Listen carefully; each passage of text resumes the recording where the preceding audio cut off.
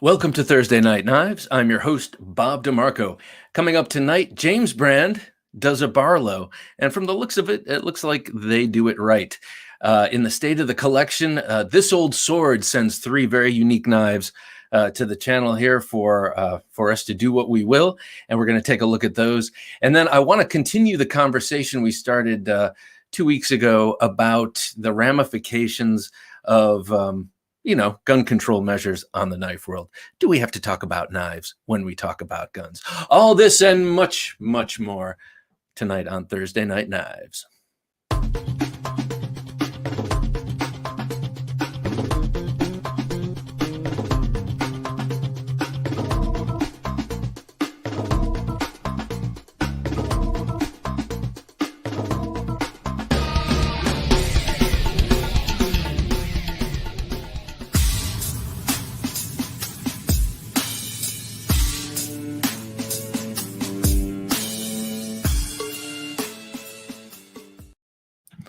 How are you all doing tonight? I'm doing well. I'm a little freaked out. Happy Thursday Night Knives.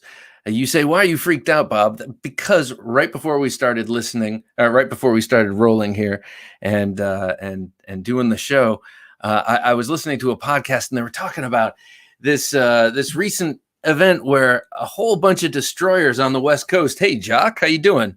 Good evening to you, sir, across the pond. Hello, Monster. Great to have you. Hey, Michael. Good evening, sir. It's great to have you. I was just about to talk about UFOs and how it's all becoming official. It's kind of freaky. They're just talking about it now like it's a thing. Hey, Dave, how's it going? This Old Sword. We're going to talk about these 3 really cool knives you sent me. By the way, that Kuby Raven, I've kind of fallen in love with. My first Kuby experience ever. Martin, how's it going? Mr. Gamboa, a gentleman junkie. Hey, Nick, great to have you here. I like your owl, sir. Lots of owls in this house, in picture only, of course. Chris, how you doing? Blade Ogre. Hello, all, he says. Mr. Fileto. Boy, we have a bunch of, hey, how's it going, sir? I still have your Wii box, the white box that goes on the knife you won. I'm sorry. I will get it in the mail. Therapeutic Edge, how's it going? Caleb Townsend. Howdy, y'all. Hey, ya, Bob. Hey, Peter, sorry. I don't like to assume, it's like, Chris, how's it going? Chris Wolf, good evening, Bob. He says, Cody S, evening, sir. Good evening to you, sir. Love my Kuby. We're going to talk about it in a minute, but this thing is very interesting, cool design, and shockingly excellent handle material. Wolf Scout, how's it going? He's got 2 beers there. He's double fisting it. All right, so let's start this night with a pocket check. I think I saw G-Man there. And Joe, how's it going, sir? Happy Thursday Night Knives. Man, that Strider ProTech is a beauty. Beauty. Peter is resting and healing. I'm glad to hear it. I hope you are truly on the mend, and I hope you'll be back up and jamming along, well, right quick. We have Patty. How's it going? Yeah, you came on here last week. That was awesome to meet you. Was it last week? I swear to God, when we got ready to do this tonight, I was like, it's been a week already. It's interesting how time flies when you're having fun. All right, let me show off what I was carrying today. You've been seeing this a lot recently, but I just justified its purchase. You'll be happy to know. That's how I do things around here. That's how I've always done things. I have to build a complicated web of justifications for things that I do that maybe I shouldn't do, like purchase a new knife when I don't need one. But this one is the only symmetrical, double-edged folding dagger in my collection. So I needed to get that. Plus, I find it to be extremely beautiful. And as a thing of beauty, that brings joy into my life. And when there's joy in my life, there's joy in everyone's life around me. So, it was a good move, morally speaking. And last but not least, I got a promotion at work. And this is the knife to commemorate that. It's been a long time coming, and I'm proud and happy. And so I made this one mine. Now, this was sent to me very shrewdly, I must say, and very, it was a smart move. Israel Bacchus of Arcane Design, after we spoke, he's like, "Here, look, you know, you want to check one out?" Because I kept oohing and eyeing. "Oh, you've got a symmetrical dagger. I love it." So he sent it. He said, "What kind would you like to check out?" And I told him what I would like to check out. He sent it to me, and he must have known that just living with it for a week, I was going to be like, "Oh, can I buy this?" And of course I did, and I did it to commemorate an accomplishment. So that's the story, and I'm sticking with it. Next, a knife you've been seeing for a couple of weeks now, but I've been carrying it a lot. It's what I'm trying to do with the knives I buy, is actually carry them. So this is the Fred Perrin designed Spyderco Street Bowie. I know last week I said Street Beat. That is the smaller 3.5 version. That used to come in a micarta, polished micarta handle, and uncoated steel. Pretty classy. Now you can still buy the Street Beat, the 3.5-inch version of this 5-inch knife, but it is coated, and it does have this rubberized handle. Now, as I've mentioned before, this rubberized inlay here does not grip and grab onto the clothes or onto your skin. It's pretty comfortable. And this whole thing is comfortable, except, you know, this sheath, which I hear is inferior to the old sheath that used to ship with this knife, is actually quite nice. Fits in the waistband really well. It's just this that bothers me. Listen. All of these grommets are loose. They're all in there, but they're loose. They just need to they needed to be pounded down like one extra time. So anyway, this was my EDC today, and I actually did find myself carrying and using this Spyderco Paramilitary 2. I was doing a video. This was out for comparisons, and then I was shocked to find I had nothing in my pocket when I was called upstairs. I grabbed this and ended up cutting limes and other citrus fruits for my wife's virtual cocktail retirement meeting that she was going to thing. So I did carry this and use this. I only ever use it for size comparisons anymore, really, but it is a good knife. Just the handle to blade ratio of the Paramilitary 2 throws me off. What were all of you carrying today? I gotta know.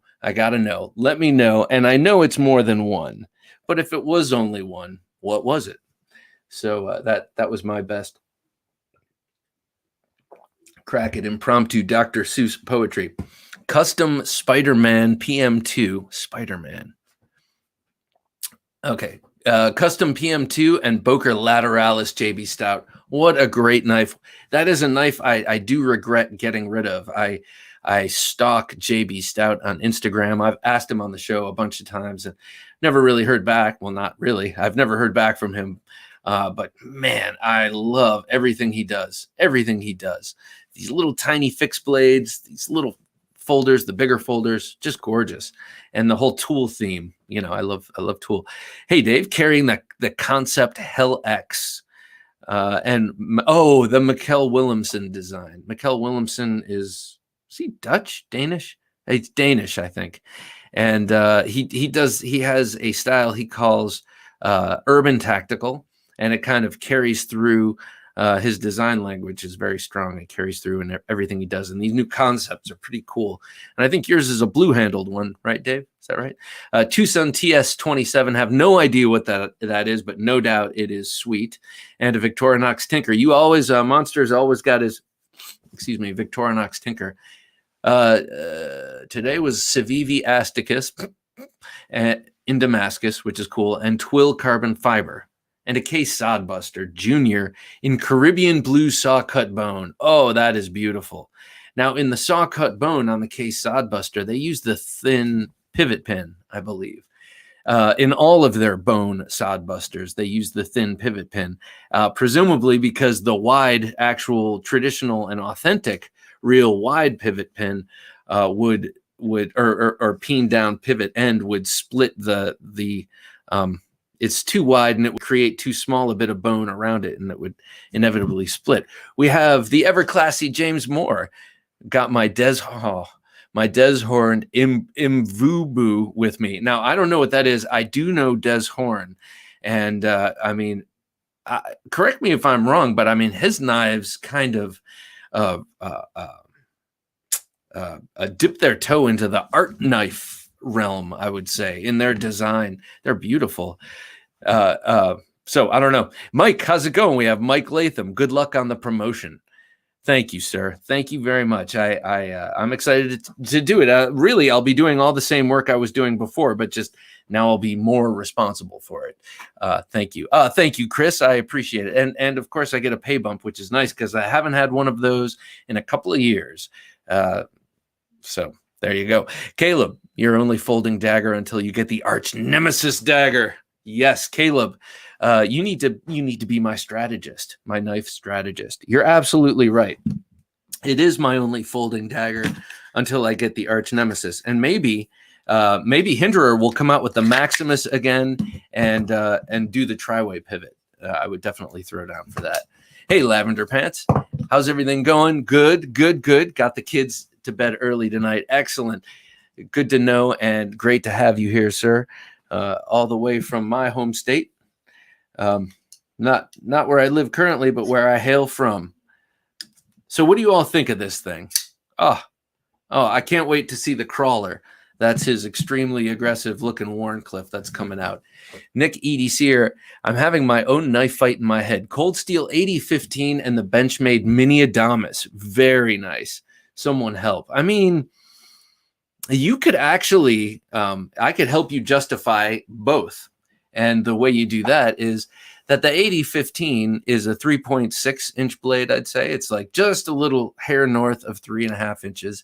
And the Benchmade Mini Adamas is a paltry 3.25 inch. So those are two different classes of knife. You have a medium to small EDC, and then you have a medium large to large EDC. So those together actually create a full unit. So I say both, sir. Cody says, carrying a medium Curtis F3 today. That is cool. You know, I remember discovering Curtis when I discovered Hinderer, and then they kind of dropped off my map for a while. And then I sort of rediscovered them through, maybe it was Alex started taking pictures of his. But what a beautiful knife those Curtises are. And talk about a giant pivot. Manage, I love that. Michael Moore says, I need a small street beat. Yeah, I understand the want need and how it turns out to be like one word with one meaning. ZT0562 ORBLK, black CTS XHP with black micarta scale. Ooh, nice. What is the ORBLC? Black. I'm not sure what the OR part. Oh, it came with the orange handle scale and the black blade. You got rid of the handle scale and put on the black micarta. Very nice, Mr. Fileto. The 562 is another one I regret getting rid of. Had a Crewware Delica and a CRKT RSK MK5. What is that? RSK like Ritter? I don't know. Let me know what that is. That looks like Ritter Mark V, but I don't know what that is. And then you were talking about Crewware. Crewware is awesome. This is my only Crewware. I really, really like it. Chris says K-Bar Pocket Strike. Very nice. Is that one of those TDIs? Is that in the TDI family, or is that something else? Chris, curious. First time joining the chat. Hey, y'all. Wugga Wugga 82. Well, it's lovely to have you here. You carried a Terzuola Custom this morning and a Spyderco Native Chief Sprint tonight. So that's like going to work in the suit, coming home, getting in the tracksuit. Very, very nice taste. Of course, I'm not envious of your Terzuola. I'm jealous of your Terzuola. I would love to have one of those. I think they're probably the most incredible and beautiful things out there, especially with a stag handle. I mean, if we're going to go down the fantasy realm. A GEC number 25 in Snakewood. I love that little knife. Patty, is yours with the Warncliffe? That's my favorite incarnation of the 25. I think they also made it with a cool little clip point, which is nice. Joe says, I had my Best Tech TKT exploit. Such a fidget king. TKT exploit. Oh, Todd Knife and Tool exploit. Yes. So Terrell and Seth Todd. Todd is Zelric42 on YouTube. Really knows his stuff. Well, they brother design team had just been knocking it out of the park, and Best Tech has been manufacturing most of their stuff. G-Man has his new, presumably, Orion Solaris. Unless that's a prototype and it's an old one. But the Solaris just dropped recently, and I have to say I'm kind of watching everybody show theirs off. I've been experiencing. I'm going back in time. It's like I'm a teenager or an adolescent. Same thing happened with the Evo. I was like, oh, everyone's showing off their new Sharp Eye design. Why didn't I get one? Same thing with that knife. Viper Novus and MKM Malga. So in an Italian frame of mind today, I see. Well, I approve for sure. I'm not sure what the Novus is. MKM is interesting. The Maniago knife makers, that consortium. Bunch of commies. The main carry was the North Arm Skaha 2 today. Okay, so the Skaha, is that... or North Arms knives. I like, they came on really strong, really hot, and people were talking about them for a while. And then I haven't heard much about any of them. I know the Skaha is, just an excellently engineered knife that performs beautifully. I'm wondering, are they making something else? I know they also do kitchen stuff. Just curious if anyone knows. Slip Joint Joe. I was just about to mention you, sir. We have 2 new patrons, and Slip Joint Joe is one of them. Thank you, sir. I'm going to thank you in just a moment after I say, carried my Surge Slip Joint Razor. All right, so that's one of those 3 new slip joints, I think, right? That came out under his shingle and this one has the razor style blade. Before we continue, I just wanted to mention Slip Joint Joe and also Joseph Strychars. Oh my gosh, I'm normally very good at names. Strychars or Strychars. Slip Joint Joe and Joseph Strychars are new patrons. They are gentlemen junkies. Thank you guys so much. This entitles you to all of the benefits of being a patron. That includes exclusive content, early access to the shows without commercials, stickers, also a knife drawing, which is always exciting. Well, really, just thank you so much. This is going to help us stay up. This is going to help us improve. And I don't know if you can hear my creaky chair, or this microphone can send shrieking terror through my ears at a moment's notice. That needs to be replaced. So all of that is done through this. So thank you very much. It's greatly appreciated, guys. Also, we will mention your name on the next supplemental podcast. So listen into that next Wednesday. Thanks again. New patrons, Slip Joint Joe and Joseph Strychars. It's great to have you. Blade Ogre had his PM2 with Apostle Peace sale. Oh, from Apostle Peace sale. That's cool. I have one knife from his sale.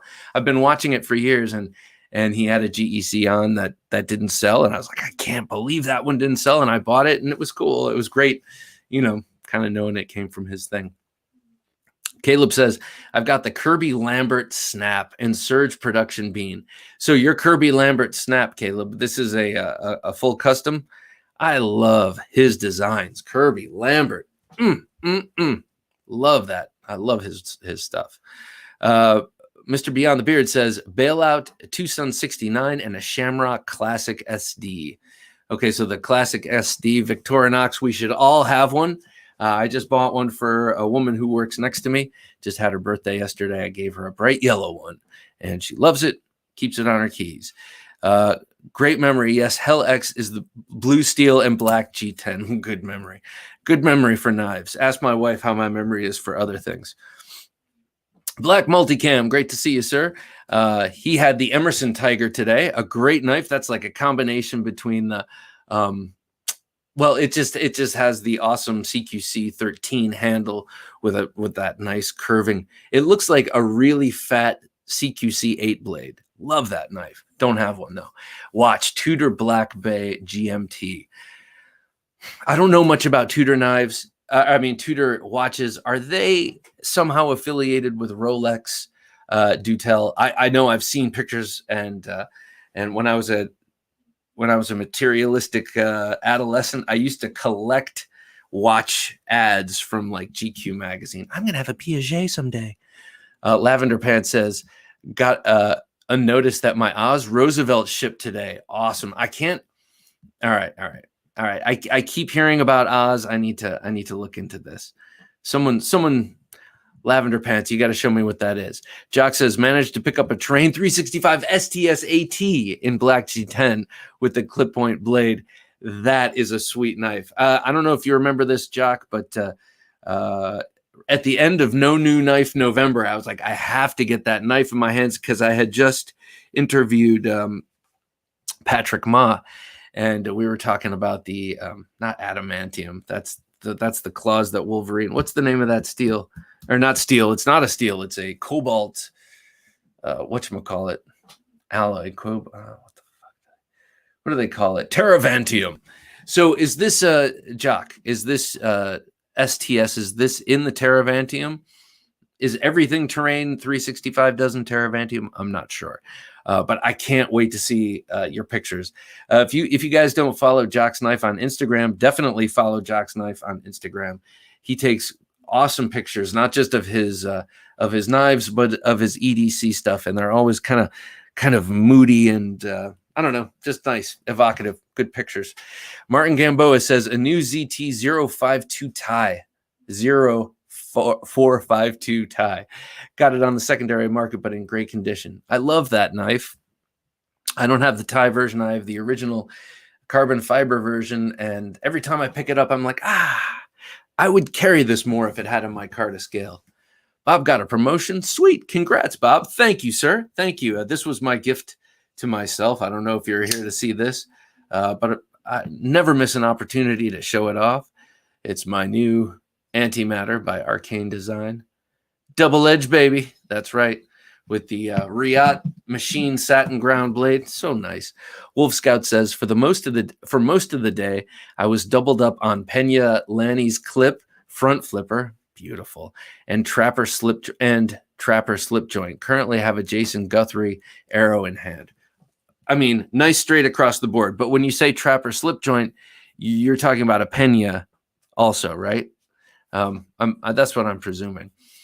Lanny's clip is just beautiful no matter who makes it. Really, I've never seen a Lanny's clip I don't like. I even like the new CRKT version, which is maybe it's a Liang Ma version. But every Lanny's clip I've seen I like.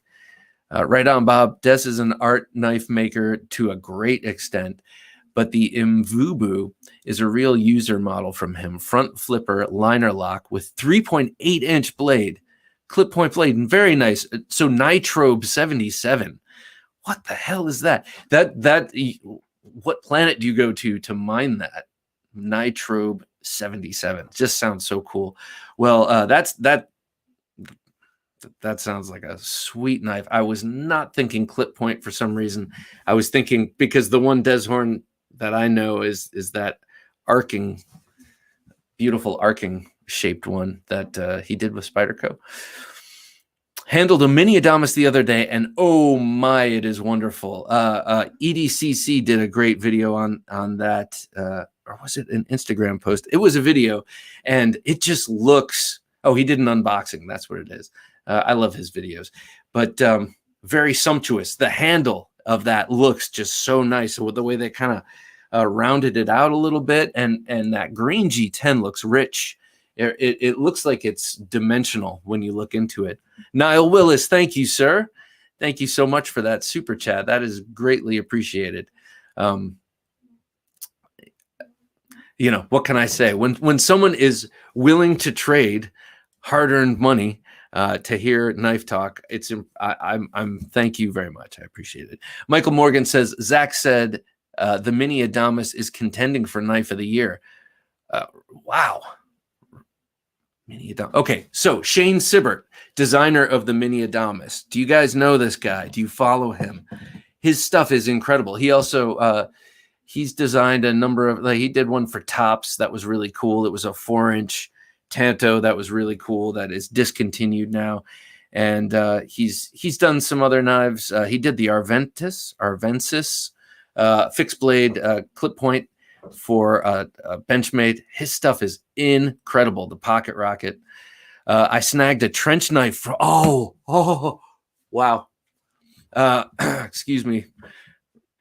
I snagged a trench knife from the Les George collab today, and I have to lend it to you so you can check it out. Oh my gosh. Yes, thank you. Yes, I accept. And I will handle it with kid gloves, and I won't carry it over the floor at all. It will always be over a table, but I really, really would love to see that. Wow, man. Congratulations. That's an incredible snag, because he didn't make very many of them at all. So that is tremendous. And he spent a lot of time and energy on that. Very cool. The CRKT RSK Mark V is a Little Ritter design fixed blade. Oh, cool. By CRKT. Is this new? You're like, just look it up yourself, man. Okay, so I don't know about this one, but it's definitely piqued my interest. Maurice Clemens, good to have you. I want an Emerson CQC auto. Yes. I say go for it, as long as it's legal in your state. I hear ProTech makes a fantastic CQC7 auto. Caleb says Terzawola is a grail. I mean, for sure. Imagine this, a Terzawola with, that beautiful sort of luscious Westinghouse micarta or stag or something. Oh, God. And they're so fat. Oh, beautiful. Yes, Warncliffe. Okay, love it. I mean, I'd love it anyway. The least way I like it is the spear point. That's my least favorite shape. Good evening, sir. Speaking of gentlemen with excellent taste, we have Alex of Alex's Knife Box. Alex, we have Niall, who offered to send me the new Les George collaboration trench knife, which he made, I don't know, 5 or 10 of them. So I'm going to get to check that out. You can take it from Alex. I will treat it with respect. He gave me some amazing knives that I had for a while and sent back to him. And all of them had their tips when I sent it back, which was awesome of me. Quack, it's good to have you. Dang, I'm late. You're not that late. It's only 27 minutes in. We have Rocksoft saying, North Arms do make the kitchen and outdoor fixed blades also. The carbon fiber is to die for. So are they still making the Skaha? I'm interested, because like I said, people went crazy for them. They should be making more of them. I mean, we should be hearing more about them, I think. Finally found and bought a Something Obscene Company J-Cape. Awesome. The mail is killing me. Should have had it 3 days ago. So, okay. This, Joe, thank you. I keep showing this dagger. I keep talking about the antimatter and calling it Arcane Design. This is a collaboration with Something Obscene Company. Hey, Slicey, great to have you. CRKT Inkosi Tanto Micarta. I love the CRKT Tanto. I don't have one, but I love the way it looks, and I would like to have one. AD Demco, a Demco 8012, yes, 12 came in the mail yesterday. So psyched. Jimmy Slash is a bad influence on me. 8012. What is that? 8012. Is that the extra large 8010? It's got to be. It's got to be. 70 days till Blade. Get your tickets, says Caleb. That's right. It was 77 last week. I just want to finish this thought that that this dagger is not just Arcane Design. It is also Something Obscene Company. Felix Archibeke. I've only written his name out. I've never actually pronounced it. Felix from Something Obscene Company was a partner designer on this and really helped Israel Bacchus along with this complex design. Tudor is indeed the poor man's Rolex. Awesome. Hey, I'll take it, man. A poor man's $10,000 watch is probably still a damn nice watch. Jock's Knife says, yes, it is Terravantium. Dendric Cobalt. Prometheus Designs does the same knife, but with M390. I remember that conversation last year about the Terrain 365. Yeah. The look of that, the way he's going after that shoot knife effect, the Loveless shoot knife. It's just beautiful. Did Bob just have a crisis live over the trench knife? Yeah, I think I blew a gasket. I couldn't believe a mere mortal might actually have the George trench knife. Thanks for noticing and pointing that out, sir. Protec does make a great CQC 7. Love mine. Yeah, it'll be cool to get that trench knife in hand. Now I'm going to be thinking about that. Bob, do you want a Skaha?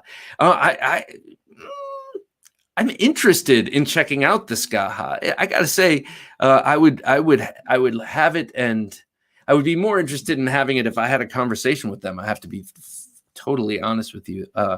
And I've tried, people are very cool, and it's not always the right time when I reach out to people. And when I reached out to them, they're like, "Yeah, try us back in a year." And I tried them in a year, and it was like, "Yeah, try us a little bit later." And so I'll come back to them, but I was just curious to see what the action was with them. Yes, the 8012 is a larger 8010, close to the 4max blade in length, but a shorter handle. Okay, yeah, the 4max. Oh, funny you should mention. I have the 4max right here in the Scout format.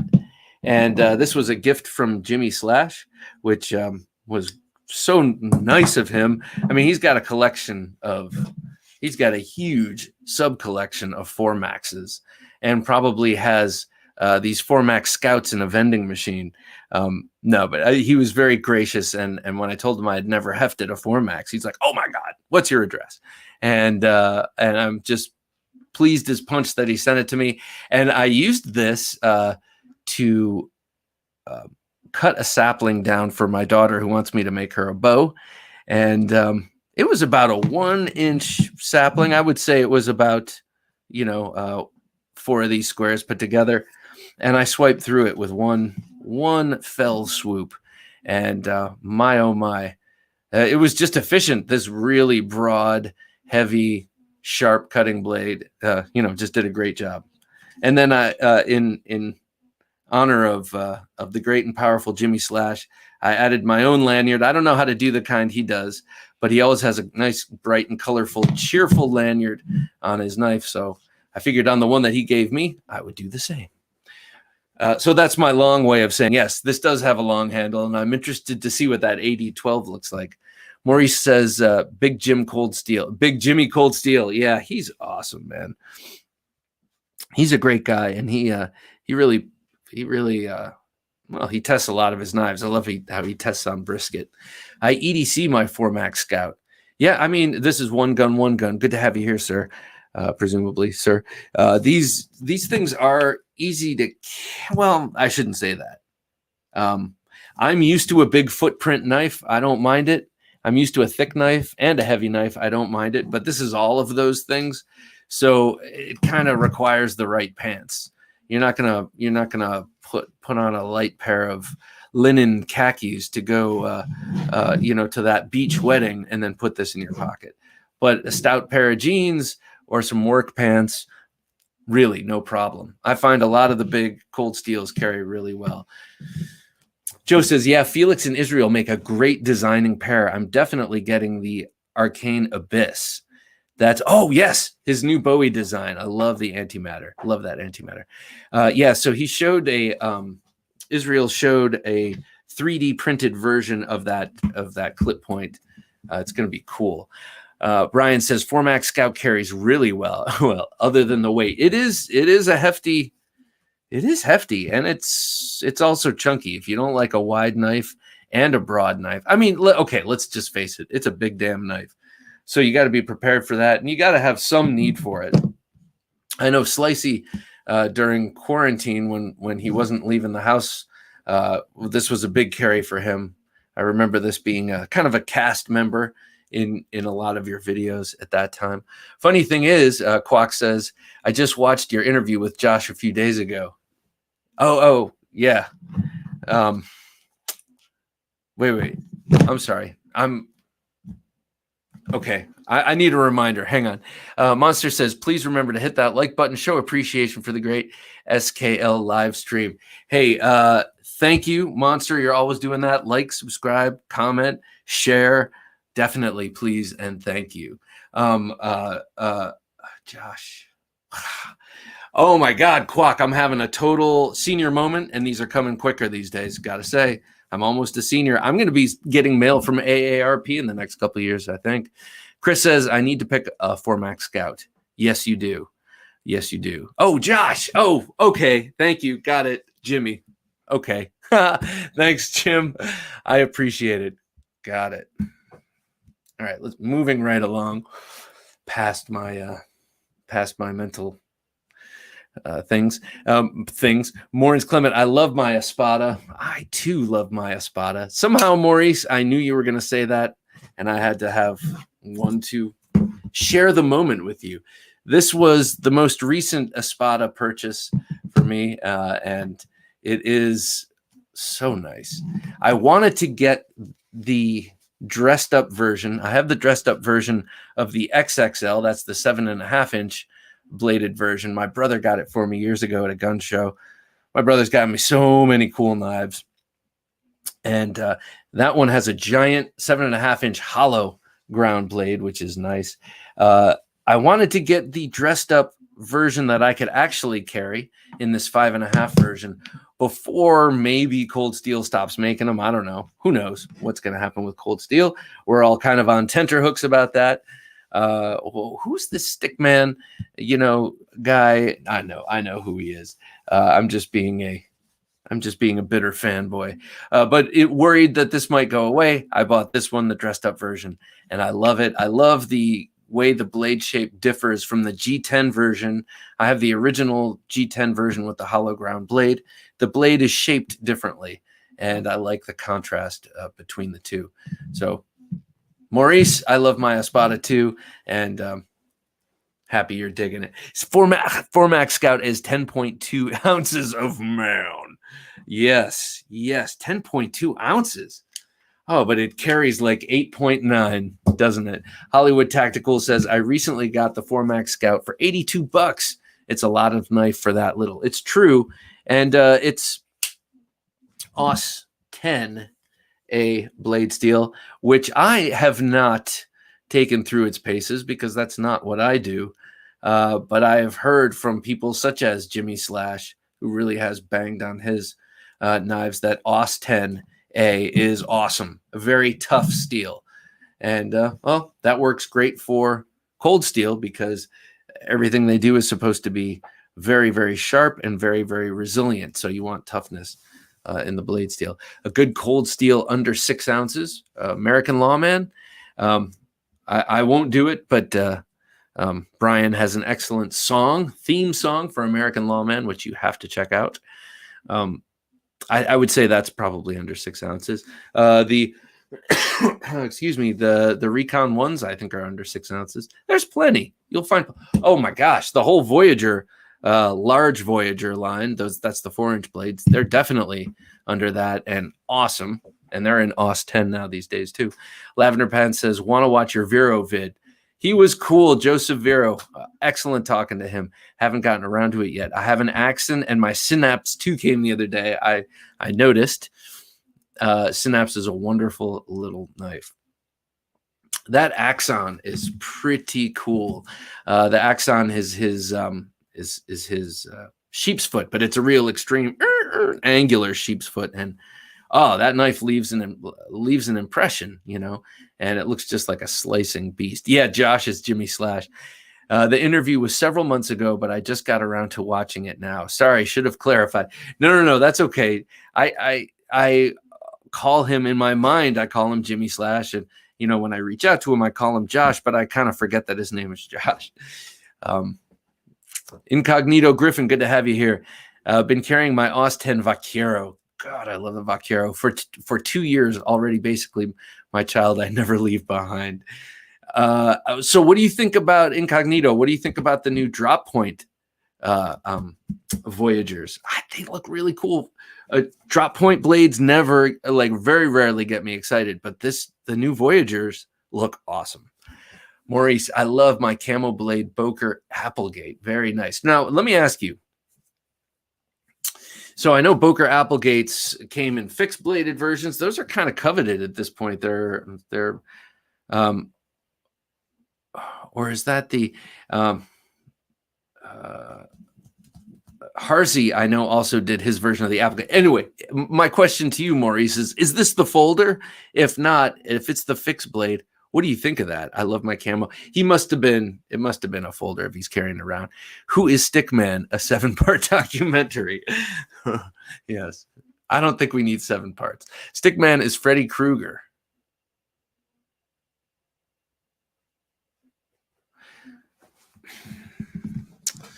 It's cool that Cold Steel has been having Jimmy Slash in their videos and has done a lot for Cold Steel and really deserves it. He definitely has. Going back to that last comment, I'm trying to piece it together, and it took me to a conversation driving my girls to school the other morning. You know, we're all kind of groggy, and one of the girls is telling me about a nightmare, and I'm like, oh yeah, you think that's bad? You ever hear of Freddy Krueger? And we start talking about, basically scaring them worse than their nightmare. And so sorry, I went down that road. Stickman is trying really hard. It's cringe now, but hopefully he will win us over. Yeah, you know what? That's Black Multicam is being a gentleman, and he's being generous, and that's how we should all be. Though sometimes, sometimes a little cringe, but he's a little bit, hi, how's it going? Now, if you don't know what I'm talking about, it's the new, it's the owner of GSM, I believe, which is the big umbrella company that now owns Cold Steel. And he's showing up, he's doing some of their pitch videos on YouTube. I'll send out that ProTech SNG for you to check out, Bob. Great gift from a great subscriber.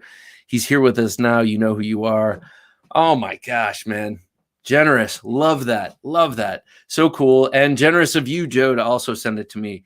I appreciate it, and we'll take great care of it. But let me just finish this.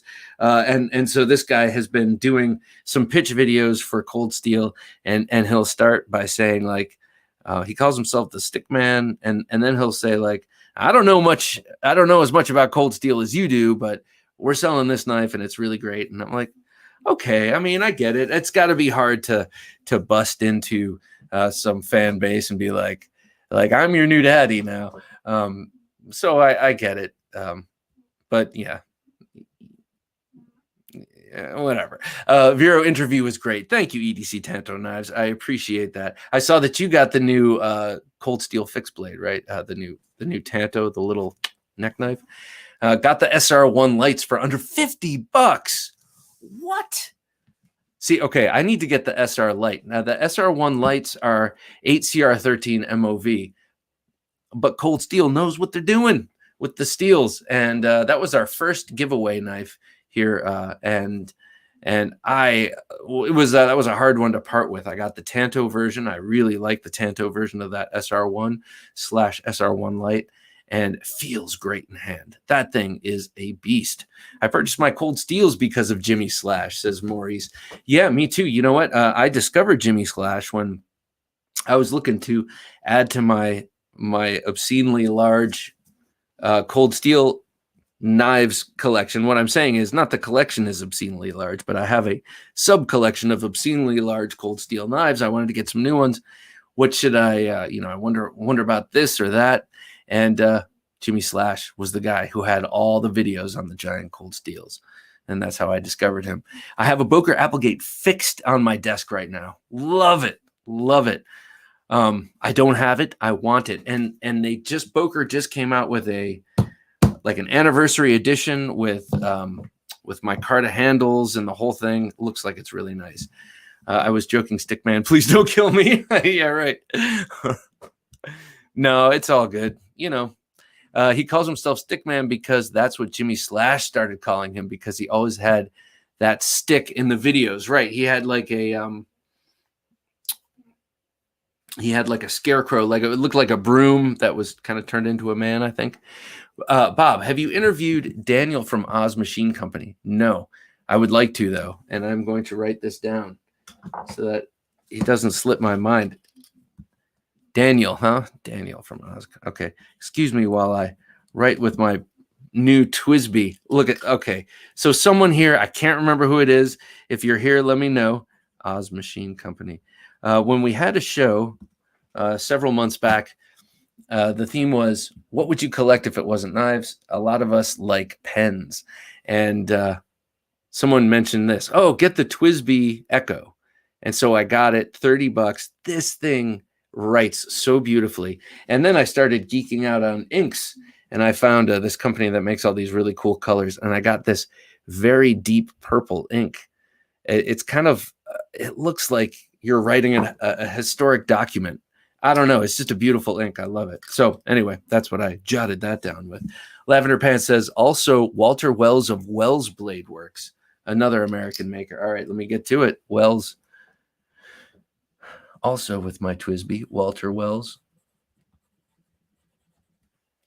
Okay, of Wells Blade Works. So let me ask you guys and gals. So Jim sent me an article, said, is this just trying to wind up Bob? Reverse Tantos are yeah. Yes. You know what? You know how I would like a reverse Tanto? Is anyone familiar with Dan Keffler? He makes swords, and he makes a giant Tanto sword that's double-edged. And if you flip that around, that is a reverse Tanto. So I would take that. God, Brian, come on, man. Don't get me started, Slicey. Yes, thank you. Don't get me started. Wells makes great stuff for the price. Oh, man. Okay, I'm going to have to check him out for sure. So I just wanted to know. So Jim sent me this article from Daily Caller, and it was about looking at FBI statistics for murder. You know, because of the recent shootings, it's in the national debate again, and you know, predictable things happen after events like this. And one of the things is, well, you start hearing knives kill way more people than guns, and yeah, that's true for sure. I bet hammers. And also hands and feet. You know, they show a list in this article with the graph and everything. And, you know, there it is. Knives do kill substantially more than rifles. But do we need to call attention to this? Is this something, so when I saw this, I was like, oh, that's interesting. Go knives, go. And then I was like, wait a sec. That's not the right way to look at it. Right now, they're, you know, this kind of article, though I may agree with the sentiments and the reason for writing it, this kind of article shines an unnecessary light on knives. That, you know, oh, well, maybe we need to restrict knives. If we have this gun epidemic, which doesn't make sense because an epidemic is something that spreads from person to person. It's not like gun violence spreads from person to person. That's not my own thought. I heard someone else say that. Black Multicam. Thank you very much, sir. My gosh, $15 just for sitting here and prognosticating and just talking. And I appreciate it, sir. Very generous. Thank you. Always a gentleman, as you can tell from your picture. It's greatly appreciated. Man, I'm retiring right now. I quit. No, I'm just kidding. It's cool when that happens, man. So all I'm saying is I don't like this light shown on other things, you know, in comparison, not unless you're O.J. Simpson. Yeah. So, and it's always kitchen knives. And then, you know, because kitchen knives are primarily the knives used in these kind of crimes. And then it comes down to crazy measures like they do in like they have in Great Britain. And now I don't really remember the bulk of them. We talked about them here on the show. I personally do not want to be linked in with guns at all. We regulate hard drugs different than alcohol and tobacco. We can do both. I agree. They have different applications and they have different universality. Knives are 100% universal across all human activities, basically, and all cultures and all needs. Guns are not. I mean, don't get me wrong. Love guns, but they are very different things. And to bring knives into the conversation as if there's something you can do about it, which there is not. I mean, you talk about 350 million guns out there in the country. What about how many knives? I mean, come on. So come on, man. Monster says, we just had some guy stab 2 random people, 1 killed, and I thought there was going, And I thought, here goes the bull crap about knives. Thankfully, the higher ups haven't gone down that road. Well, first of all, I'm really sorry to hear that. Random violence is all violence is bad, but or most violence is bad, but random violence is scary. Because anyone could be a victim of it. I like guns too, says Maurice Clemens. You like guns? You like chocolate and water? Me too. Banning guns is such a beta mentality. They blame guns as if they know anything about guns and statistics. It's also, it never ends well for disarmed populations. You don't have to look too far. Every time I hear of a stabbing, I always hope it wasn't a nice knife or an OTF or something. Am I the only one? No, you're not. No, you're not, Brian. I shouldn't put it that way. No, you're not. And to that point, most frequently it's kitchen knives. And to me, that makes me feel better about it, because if they were happening with these things or these things, we might not be able to get them anymore. But really, it's with that run of the mill, cheesy little quarter tang, nasty handled serrated old dull steak knife, which, God, what a terrible thing to have thrust into your body. Killers will kill even without guns and knives. Well, that is true. That is true. Hammers, hands, feet, all that stuff is on this FBI list. I feel like that isn't a good argument for pro-gun people to take. It just correlates numbers of death to ease of availability, which just supports gun control. That's an interesting point. Yeah, it is. I agree. There are lots of good pro-gun arguments. Maybe that's not a good one.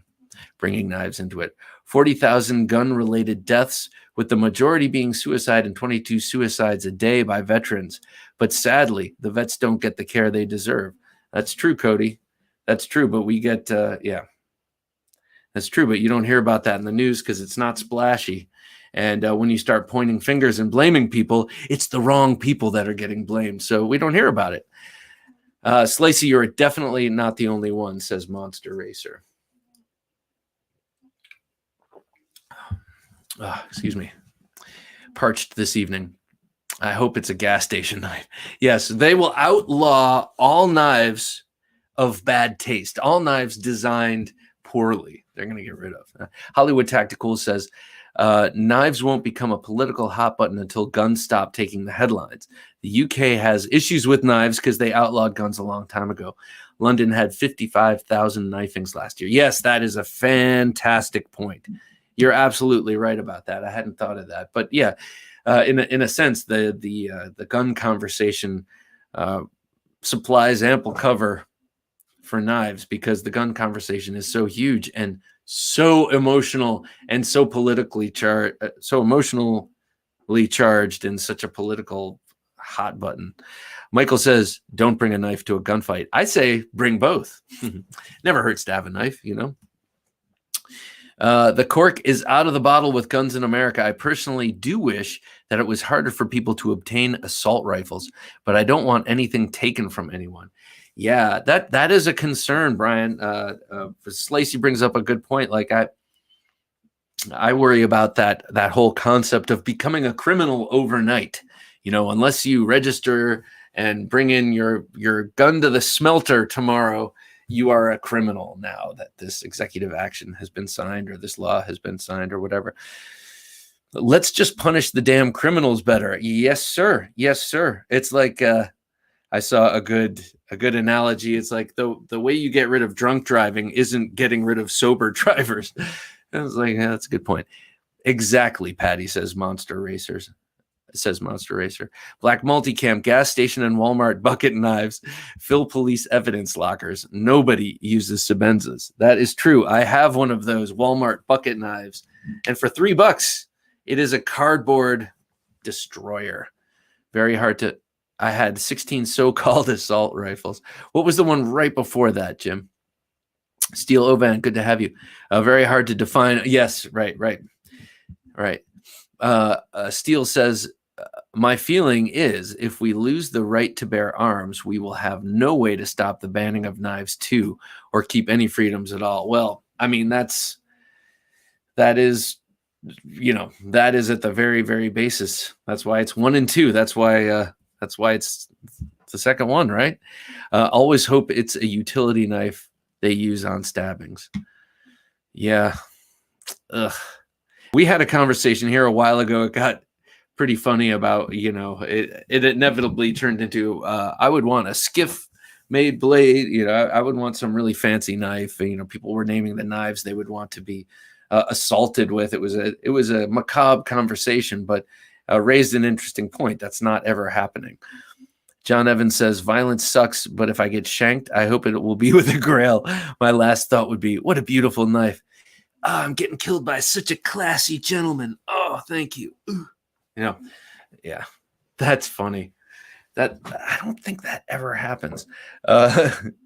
Dude, the government would never be able to take guns away from people they would use to enforce that law. I'm sorry. The people they would use to enforce that law, LEO and military, would be exactly the people who support the Second Amendment. Yes, that is true. I agree. Those people aren't probably coming door to door.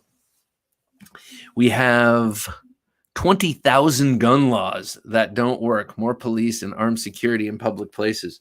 Yeah, it's funny, you look at the places that have, and I'm not a political thinker really, but you look at places that have really strident gun control, like Chicago, Los Angeles, New York City.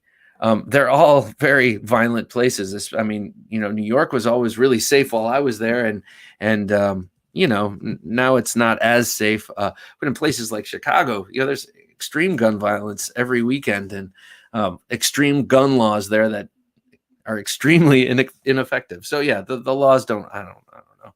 I don't think that's changes anyone's behavior. It's not laws anyway. Hollywood Tactical says, no matter how many more murders by knife, there will always. Hang on. I can't read tonight, guys. I'm sorry. No matter how many more murder by knife there will always be, the reason the guns are so headline grabbing is how one nut job can kill so many at one time in such a short time. Yes.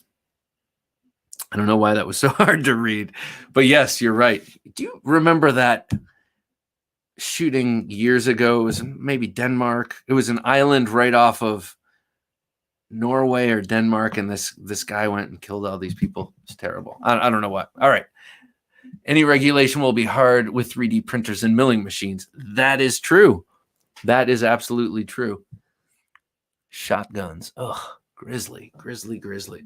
All right. Well, while we're on this nice topic, I want to show a couple of knives that Dave, this old sword, sent over. But declaring them illegal, effective if not, will negatively affect a lot of good people. Agreed. Make criminals out of people who are not criminals.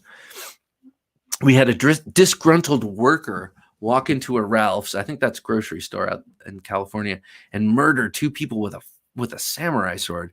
But had he had a gun, that number would have been quadruple that or more. No doubt. Samurai sword. Jeez. It will bring civil war. That is the hey James, how you doing? That is the fear, of course. Cody says most people pushing for gun control don't realize we have more guns than shovels in the country.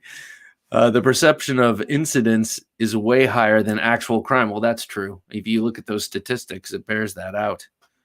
As we continue this conversation, sorry, Jim, I didn't mean to jump to the state of the collection. We will do that in a minute, but I do want to show off. I just want to show off this James Brand Barlow because I'm always bagging on James Brand as a hipster outfit, but man, they really hit a sweet spot with this Barlow. Everyone should have the freedom to own any gun. Agreed. Just as long as it's not I don't think people should have rocket launchers. Nothing that launches explosives. Shredder says we should definitely outlaw pencils. John Wick can kill people with a pencil. A pencil. And it was, by the way, I think it was a black Ticonderoga. So gotta have one of those around.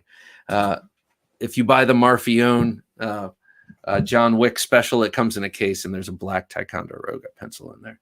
along with two out the fronts, which I think is kind of cool. So this James brand Barlow, they're calling it the Wayland, and I think it's really, really beautiful. Now, in the past, I've mentioned, James brand, they're almost getting it. They almost have the knife thing. They're almost I think a lot of their knife designs are close to what my eye wants to see, but I think with this one, they really hit it. Now, a Barlow, what's a Barlow? Barlow is a slip joint knife and single bladed, and its main identifying feature is the extra long bolster. The extra long bolster adds extra strength. Barlows are working man's knives, from I think from the late 19th century is when they first popped up, and that extra long bolster allows for more side-to-side torquing kind of work. I love the Barlow pattern, and here I think they knocked it out of the park. This is a premium version. The picture that you were seeing there is the premium version that is Cocobolo and titanium bolsters. They're also coming out with a steel bolster with micarta handle, or steel bolster with G10 handle and black blade. So they have it covered with this, a hipster Barlow. It's a hipster Barlow, but man, look at that. I mean, they really did it. That blade is beautiful. The handle is beautiful. It's simple and understated. Looks like something you can easily hide. Yep, no doubt. You could drop that in a little leather slip, put it in your pocket. Barlow is a grandpa knife. Yeah, but hopefully we all end up being grandpas, right? Or at least grandpa age. That's the idea. We all want to live to grandpa age. And so why not stock up now on the knives you might not be able to get when you're a grandpa? Like this beautiful Barlow knife. Now, you don't hear me pushing James brand often, so I am excited. It seems like James brand is a hipster brand. That's a great looking Barlow, though. Monster, I'm always going off about. Yeah, they are. They're a design. They're made by some young design professionals from, I think, Nike and some other, really blue chip companies came together to make a lifestyle brand, to make EDC stuff. And knives are one of those things. And they make the small, understated, unthreatening knives. And I think that this one is beautiful. Hey, I thought hipster Barlows had combs. Yeah. Well, that's a different kind of hipster slip joint. It should have a comb for your beard. I am no longer a hipster because I have shaved mine. Yes, I was not a hipster before either. I'm too old for that crap anymore. So yeah, James brand, thank you. That knife looks cool. And also, incidentally, thank you for giving us a couple of tiers to select. So maybe we don't want to go all the way in, all the way elbow deep. Then we can get the G10 version. Okay, so GEC is back with their fixed blade hunting knives. Now they have 19, and I just wanted to show these off too. But before I do, I wanted to mention that I spoke with Richard Rogers, and that's this Sunday's episode 202. What a cool guy Richard Rogers is. He lives on a ranch out in New Mexico, really out there, and he had to go to his local library to get a good signal. And we had a great conversation. I really like the guy. I was kind of unaware of how many designs of his are out there. CRKT has 8 of his designs, and then of course we know about the Slim Utility and some of his custom versions of his knives. So Richard Rogers, definitely check out that interview this Sunday. Slicey, I was called an aged hipster the other day in my comments. That's actually really cool. That's actually really cool, because what they're saying is we recognize that you're not a hipster and that you're a little bit older, but you're still cool. So I would take that and run with it. Patty says, I'm a grandpa of 23. I resemble those remarks. 23. Oh my God, that is the dream right there. 23 grandkids. The only time I would suspect that isn't the dream is when you have to buy them Christmas presents. You figure the birthdays are probably parsed out over the year nicely, but all of that at once. Did I just see Nick? Did I just see Stasa? What's up, everyone? Hey, Nick, how's it going, sir? It's great to have you here. I had someone I had an interesting thing. Someone reached out to me and said, now this is an interesting story, Stas. Someone reached out to me and said, I understand you've been using my name. My name is Stasa, and I just got out of jail. And I won't give any more details, but, and I want you to, and I understand you're selling illegal names under my name, Stasa. I want you to cease and desist. A family member told me that this was happening, and I very politely wrote back saying, you've got your facts wrong. You might want to look into this before you, because he threatened to take me to court. And I said, you might want to, check. I'm not selling any knives and not illegal knives, and I don't go by Stasa, and, you're wrong about everything here. I do have a knife show, and that's about where it ends. But I just thought it was funny. I was like, man, that's like a game of telephone. Also, I get emails of people saying, I want to buy the Orion Solaris. I'm like, great. I highly recommend it. It's a great knife. They're like, okay, what do I do? I'm like, I don't know. Reach out to David. I don't know. He would be hard pressed to sue. He would be. I mean, someone told him something, so someone told him something and it was wrong. But hopefully we got a new fan out of the, I had to be like, well, but we do have a great show about knives. So if you like knives, come check it out. So who knows? Maybe we have a new viewer out of this whole thing. Spread the word. So let me show you. We're kind of getting late. We do have a knife fight coming up. That's Machete versus Axe. And well, as you can tell, I have my preference, but we're going to do that anyway. Before we get there, I want to show you these knives that Dave sent. And actually, before I even do that, let me show you this. This is a knife that I cut out a while ago. And then I had Alex Steingraber heat treated it for me. And then I had him heat treat it, but I didn't drill the holes for the handle. And it's impossible to cut through this now with the drill setup I have. So I glued on these micarta handles, which are actually gun grips. And then I figured I had to have some sort of mechanical attachment. So this is just a Franken knife. It's just become a bit of a beast here, but I'm going to sharpen it, and I'm not going to polish it. I'm not going to get rid of the heat treat. This is just going to be my knife of the apocalypse. So I just wanted to show this off. I don't know what I'll call it. Knife of the apocalypse, perhaps. But speaking of knife of the apocalypse, check this thing out. This comes to us from Dave, this old Sword Blade Reviews. You know him. He's a great fan of the show, great friend of the show. Commented here tonight. Check this thing out. What is this? This is the Topps backbite. Is it a knife? Not sure, but it is a pain-bringing implement. Oh, is it upside down? I don't know. Can't tell, but oh, look at the writing. It must be. So this is a tactical implement called the backbite. And I've been interested in this thing designed by someone named C. Despins. And I used to think Max Venom, is that who this is, Dave? Is that who we were saying? Not sure. Can't remember exactly who C. Despins is. Or you said maybe a Sistema practitioner, Sistema, the Russian martial art. Send it to me and I'll drill it with one of my carbide drill bits. Oh, okay.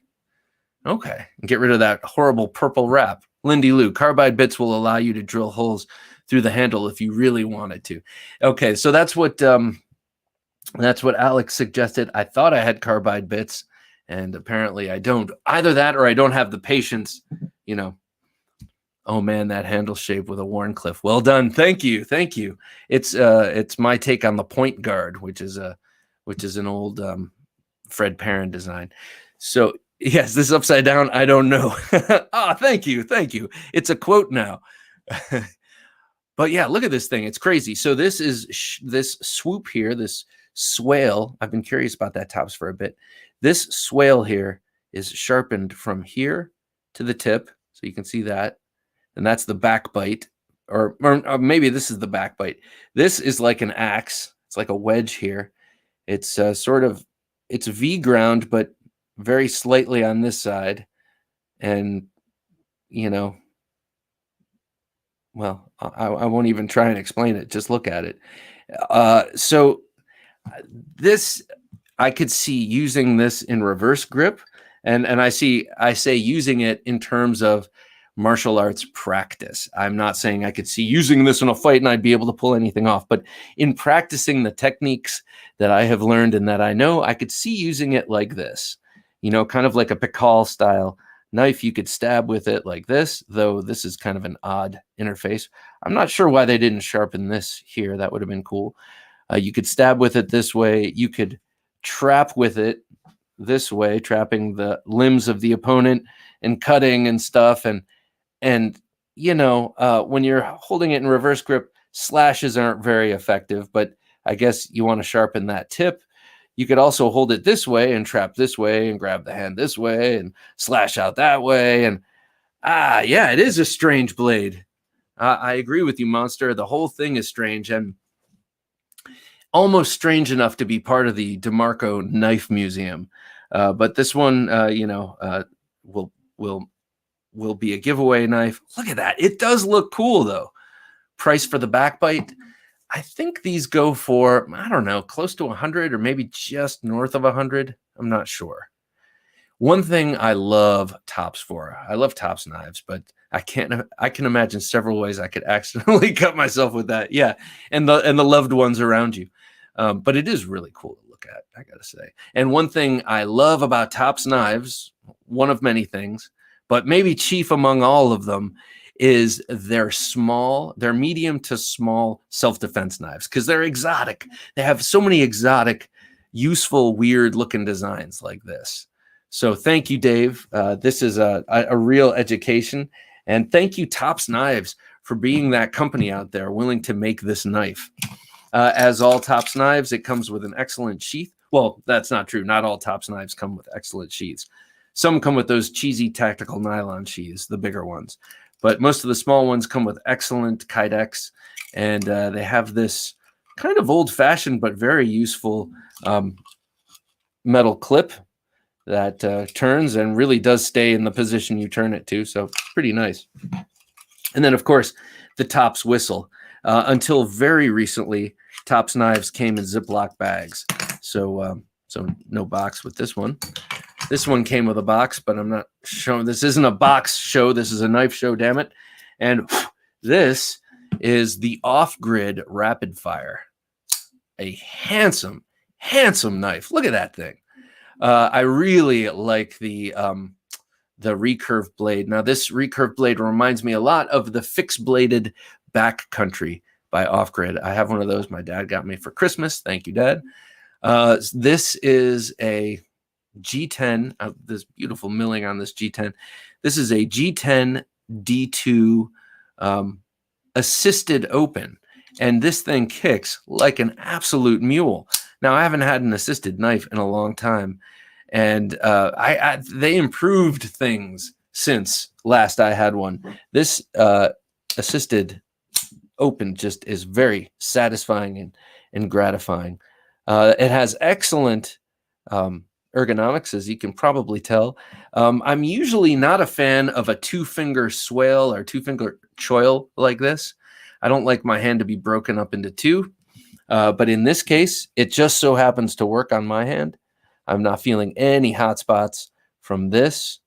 And this is an excellent clip. It's sort of a spoon shape, deep carry, totally nestled in there with the flat. Wow, looks like a ZT308. That's funny because it's kind of what it reminds me of too, but this was pre-308, I believe. But it's kind of reminds me of that sort of generation of, I thought that was a 308 too. Listen to this. ZT vibe. All right. Okay, so I'm not crazy. Nice subtle recurve, yeah. And since we're talking about comparisons to ZT, does this not look like the 0560 with all the little pockets milled? Lovely. And that's a detail. That's a lot of time on the machine making these pockets. That's a nice detail. I really like this knife, and it is an assisted knife that I would pursue, and there aren't many of those. The ZT, one of those 300s, is one of those knives. This knife here, I'll put this in. This knife is excellent, and I'm a big off-grid knives fan.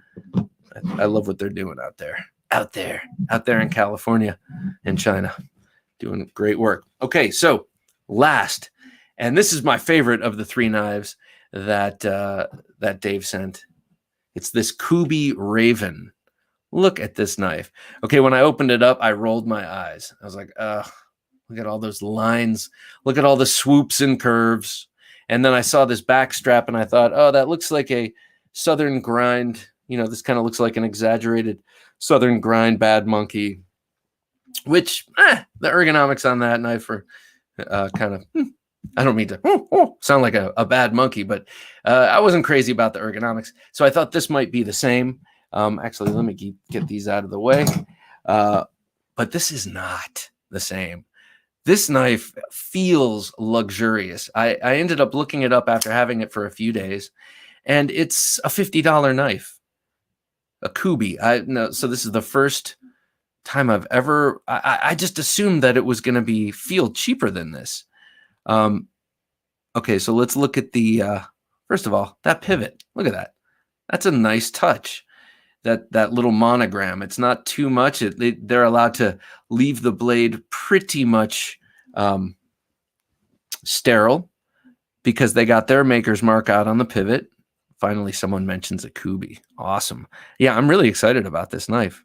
And it's a Jelly Jerry design. Jelly Jerry has a lot of his designs produced through Tucson.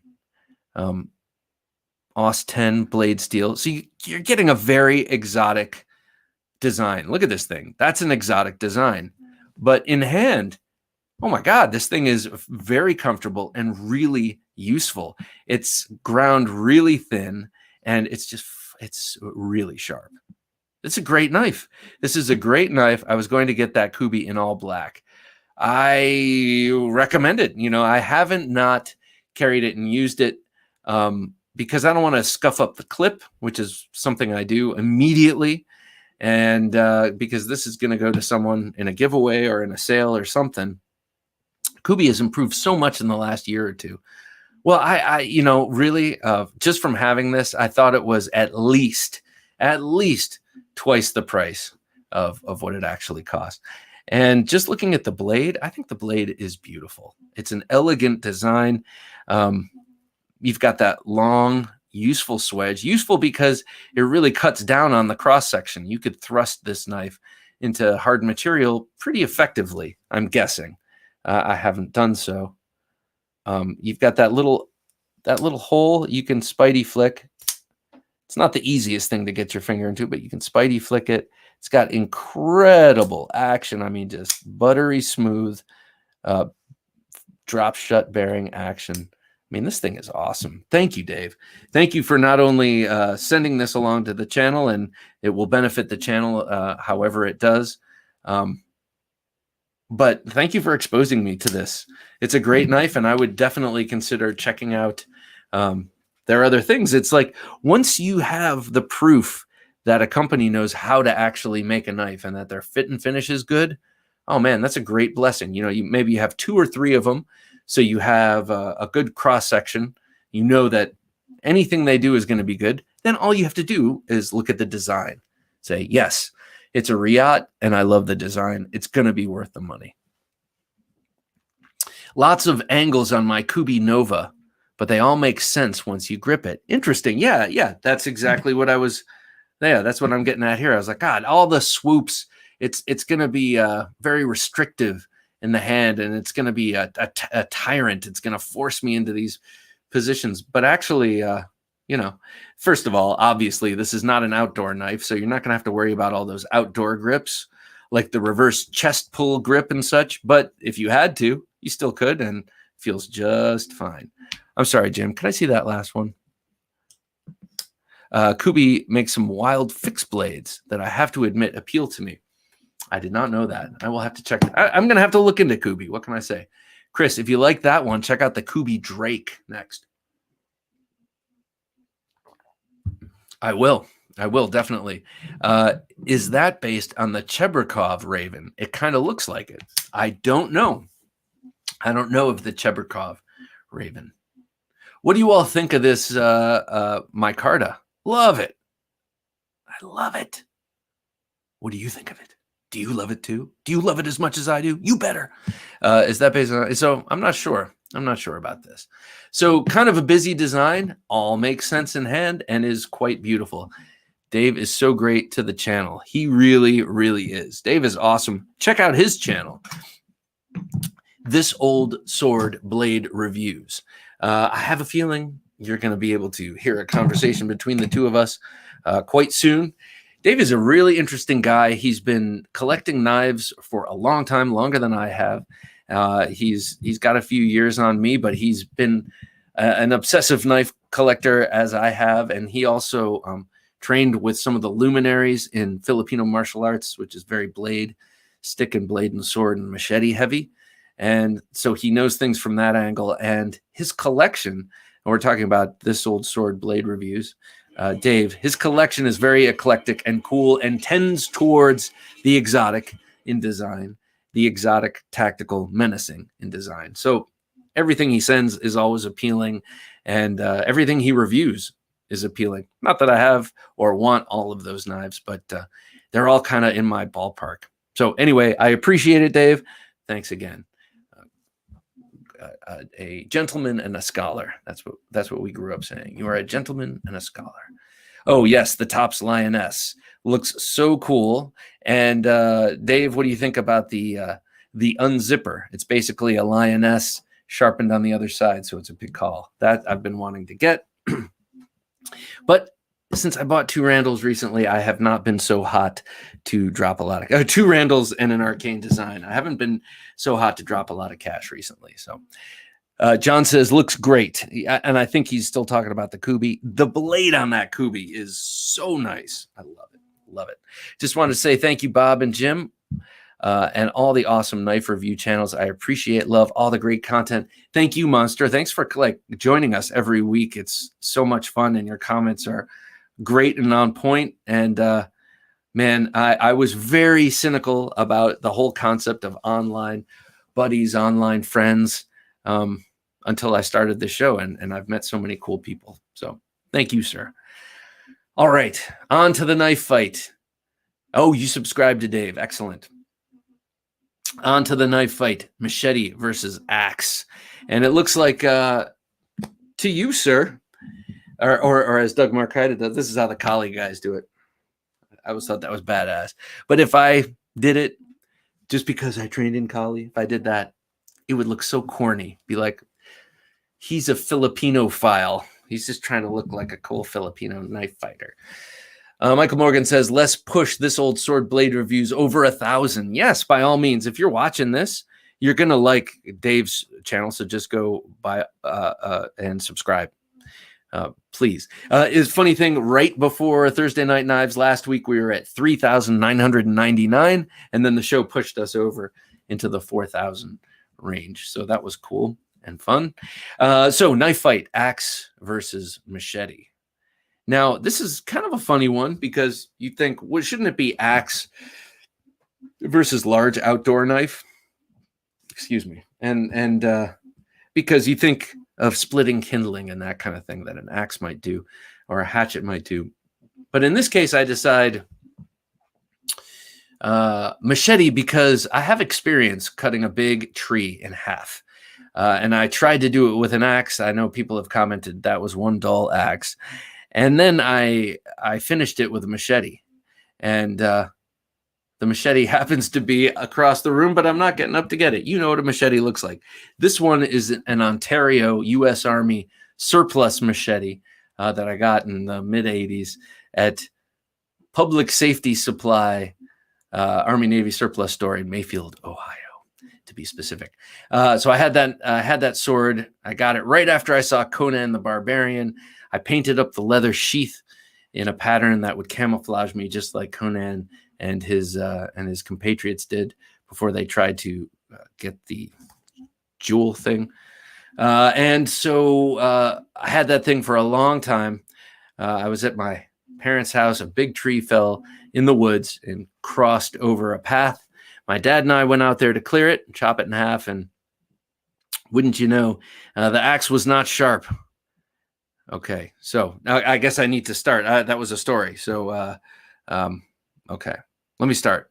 Starting with the machete. Okay, so you have all that background. Thank you very much, ladies and gentlemen, for having me to this esteemed location for this very important debate.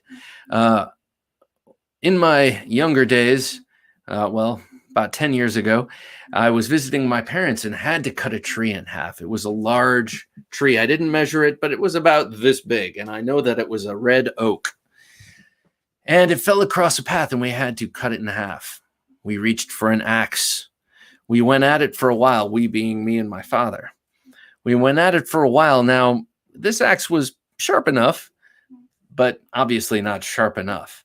And after much work and after much worrying about, is my dad going to have a heart attack while we're doing this? Should we just call someone with a chainsaw? But we continued our manly pursuit, and lo and behold, the axe was not cutting it. So I went and got my Army surplus machete, and with the length of it, the thinness and the sharpness of it, the legendary tree machete story.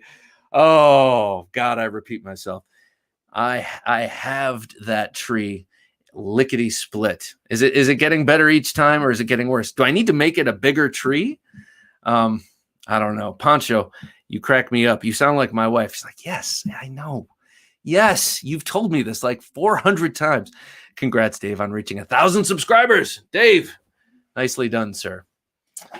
So, machete, and I will just simply say it is due to the length, the sharpness, and the thinness that it is superior. You can cut through a red oak that is this big around, or you can clear light brush. It is a universal blade. The tree was this. I mean, there isn't a room big enough to show you how wide this tree was. It was just tremendous. It actually, our driveway went through the tree, and then for years, and then it just fell over. Axes are especially great for splitting wood, which is important if you are camping out. I know that is true, Gert, but you know, I'm coming from a theoretical point of view.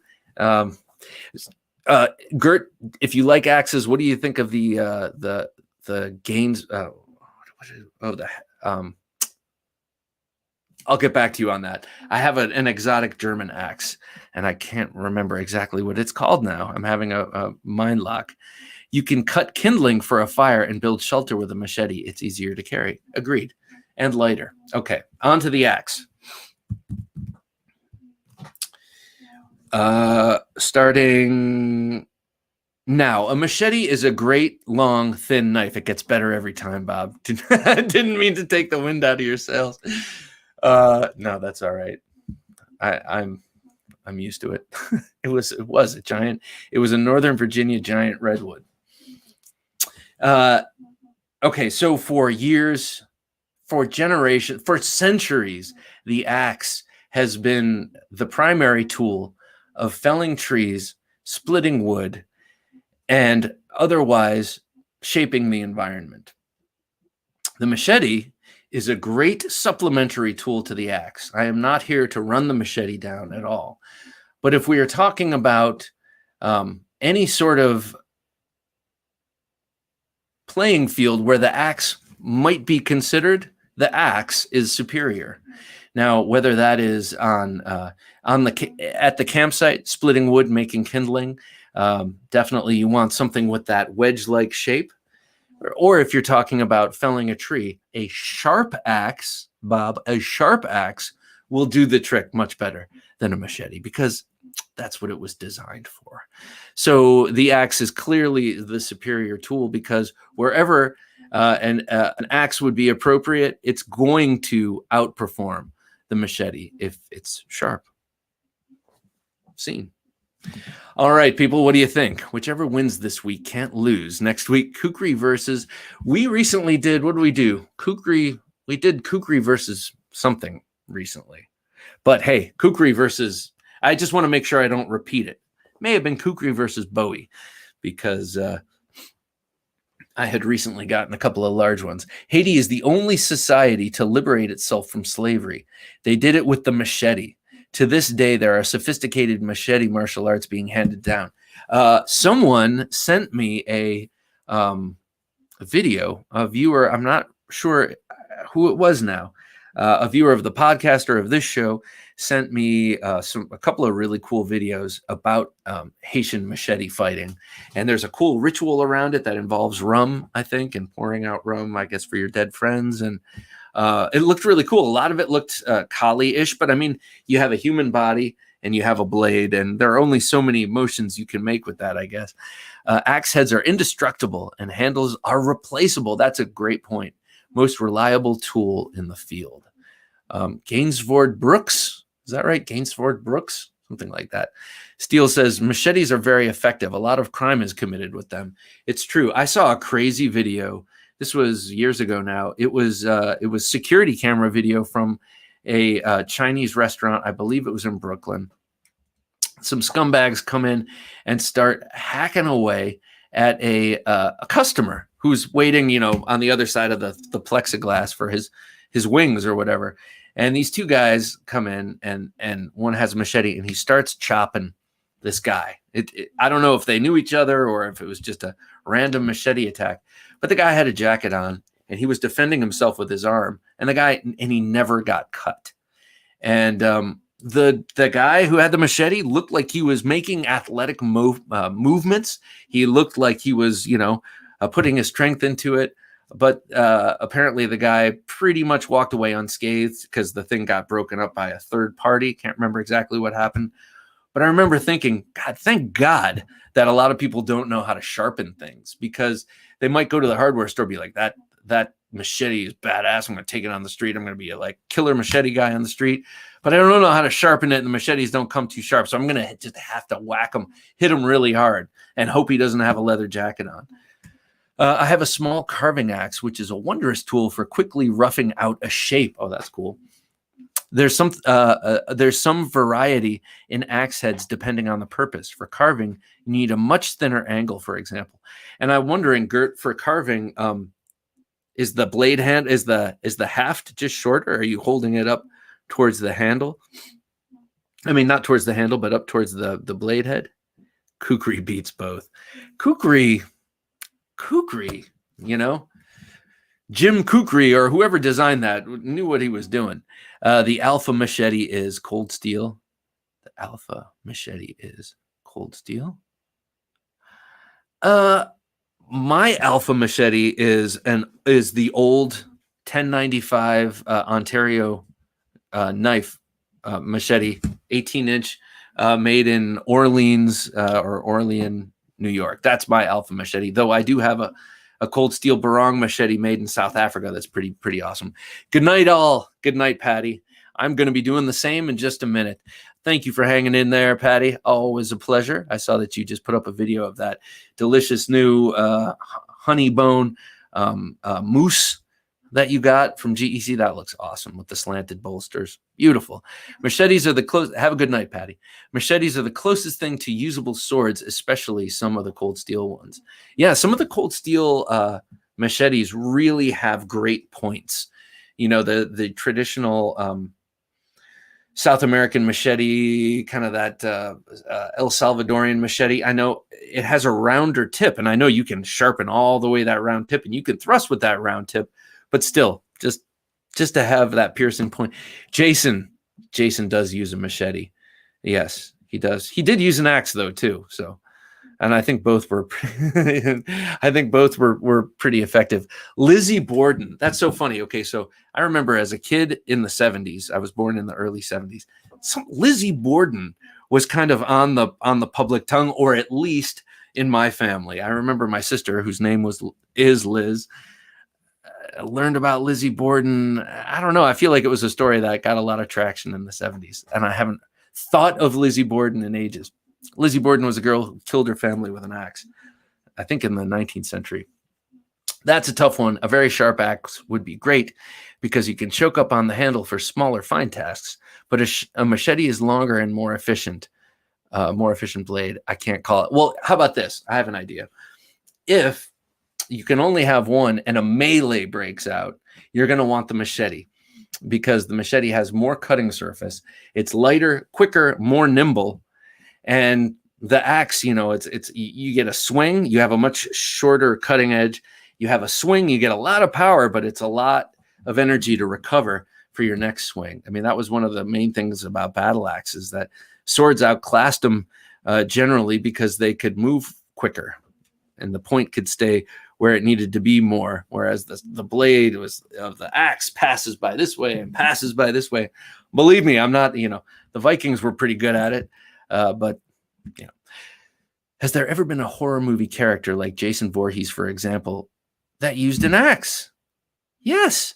Well, okay, The Shining, he used an axe. Jack used an axe. I swear there is a Jason, one of the Friday the 13th DVD covers had a blood dripping, an axe dripping blood. I'm pretty sure. Yeah, usually you have a smaller handle. Hold it closer or further, depending on how much precision or power you need when carving. How cool is that? Seems logical, says Team Kukri. I'm with you. I just love the Kukri. I think I need another one. Caleb, have a good weekend, sir. It's been a pleasure. Kurt says, also, the backside of the axe doubles as a hammer. I've seen a video of Chinese craftsmen building a nailless bridge, and he exclusively uses an axe to tap everything into place. That's amazing. All right, everybody. I think that's me. There's Professor EDC. Oh, good evening, everyone. I'm saying good night, everybody. Professor EDC, it's always great to have you here, sir. Mark Nelson says, saw that same video. It was crazy. First thought was, man, that is one dull machete, which in that instance was a good thing. Oh, that video. Okay. Yeah, I couldn't believe it, man. I couldn't believe it. Well, anyway, I guess that's the best case scenario for a machete attack. I can't think of a movie killer who used an axe as a main weapon. Okay, I know there's one out there, and we will come up with it. There was a great axe fight in the, axe versus axe in one of the Expendable movies. Maybe it's Expendables 1. Black Multicam says there is a lesser-known horror movie titled Hatchet. All right. I wonder what the main weapon is. Shining, exactly. Hatchet was a pretty good movie. Hatchet. And there's Bone Tomahawk, which was a cool movie until it started sucking. It was also a creepy rhyme. Lizzie Borden took an axe, gave her mother 40 whacks.